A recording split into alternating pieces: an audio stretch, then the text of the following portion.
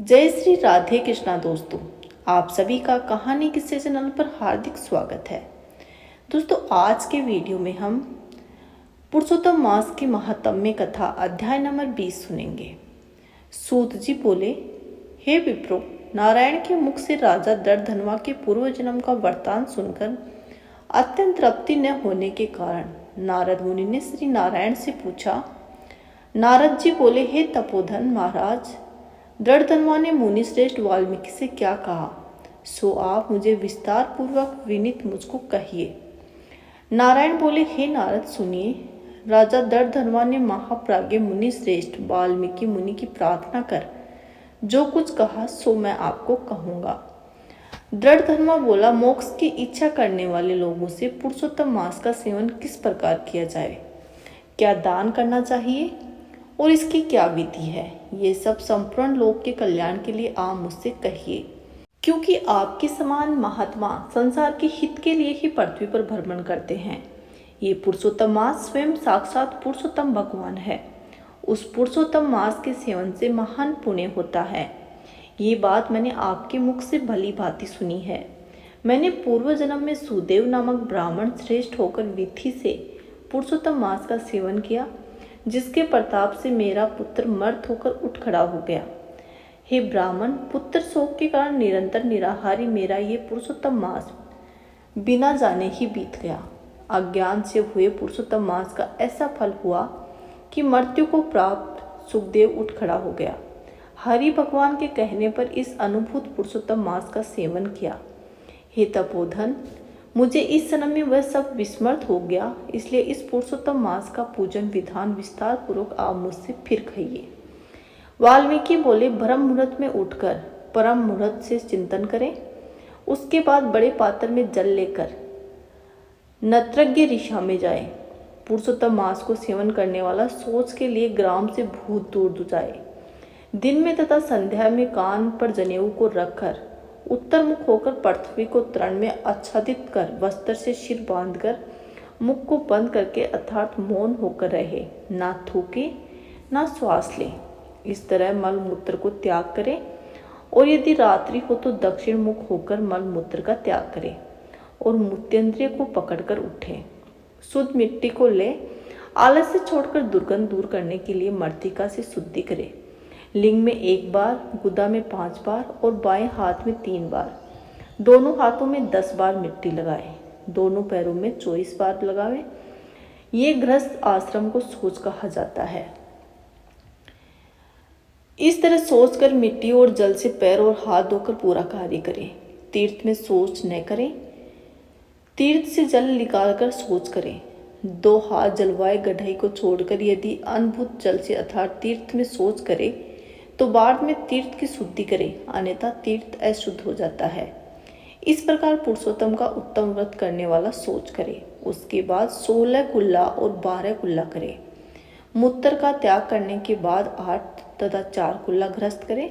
उठकर प्रथम नेत्रों को धो ले, दातुन ले आवे और इस मंत्र को अच्छी तरह से कहकर दंतावन करे।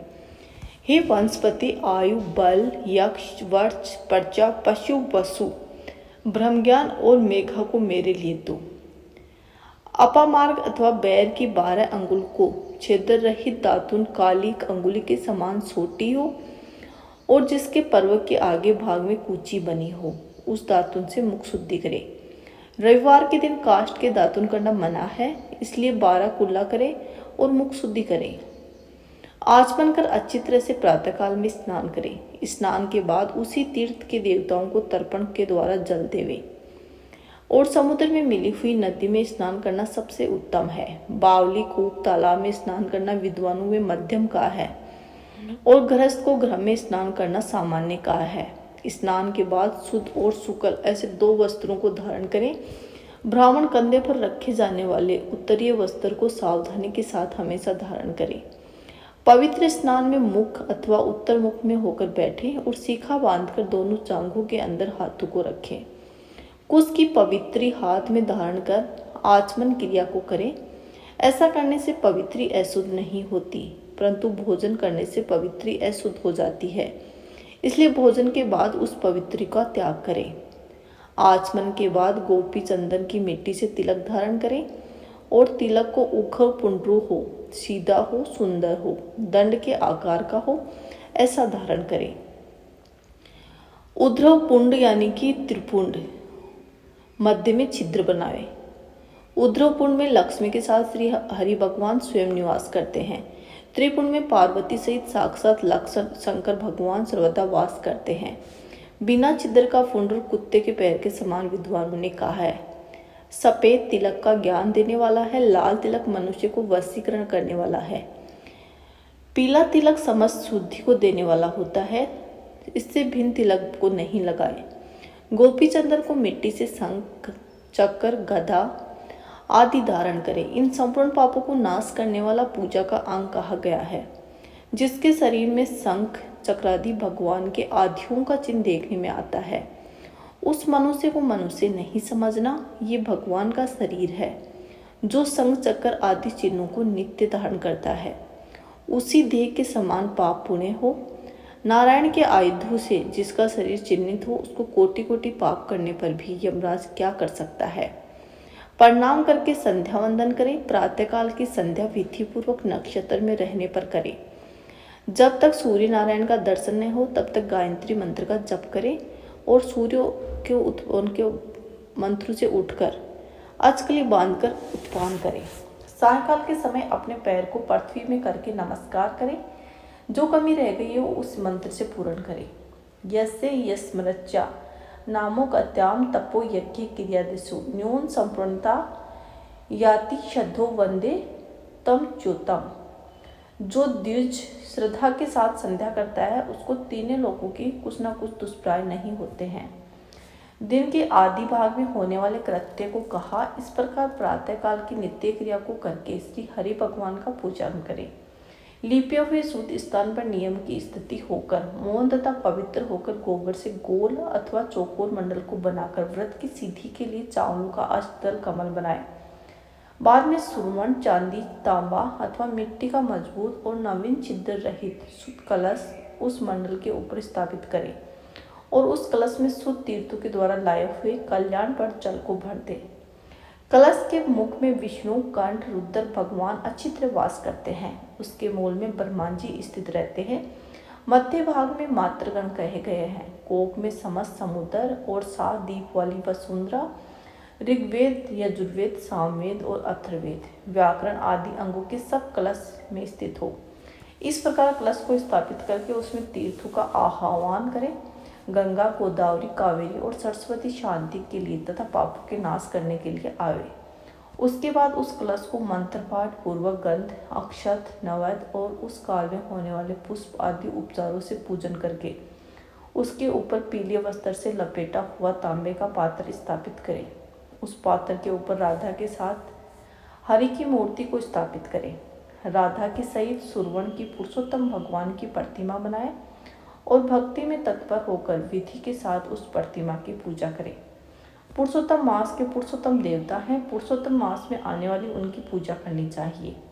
जो इस संसार में डूबे हुए को उबारता है उसकी इस लोक में मृत्यु धर्म वाला कौन मनुष्य पूजा नहीं करता। ग्राम फिर मिलते हैं, धन फिर मिलता है, पुत्र फिर मिलते हैं, ग्रह फिर मिलता है, शुभ अशुभ कर्म फिर से मिलते हैं, परंतु शरीर फिर नहीं मिलता है। उस शरीर की रक्षा धर्म के लिए, धर्म की रक्षा ज्ञान के लिए हुआ करती है और ज्ञान से मोक्ष सुलभ हुआ करता है। इसलिए धर्म को करना चाहिए। धेरु वृक्ष का फल सनातन धर्म में कहा गया है। जो शरीर धर्म से रहित है वह 5 वृक्ष के समान निष्फल है। सहायता के लिए न माता कही गई है, न स्त्री पुरुष आदि कहे गए हैं, न पिता, न सहोदर भाई, न धन कहे गए हैं। इसके धर्म ही इसका प्रधान कारण है। वृद्धा अवस्था में सिंहनी के समान भय देने वाली है और रोग शत्रु के समान पीड़ा देने वाले हैं। फूटे हुए बर्तन से जल गिरने के समान आयु प्रतिदिन क्षीण होती रहती है। जल के तरंग के समान चंचल लक्ष्मी, पुष्प और समान क्षण मात्र से मुरझाने वाली विवाह अवस्था सपून के राजमुख के समान संसार में विषयमुख प्रभुति सब निरर्थक है। धन चंचल है, चित्त चंचल है और संसार में होने वाला सुख चंचल है। ऐसा जानकर संसार से विरक्त होकर धर्म के साधक में तत्पर होवे।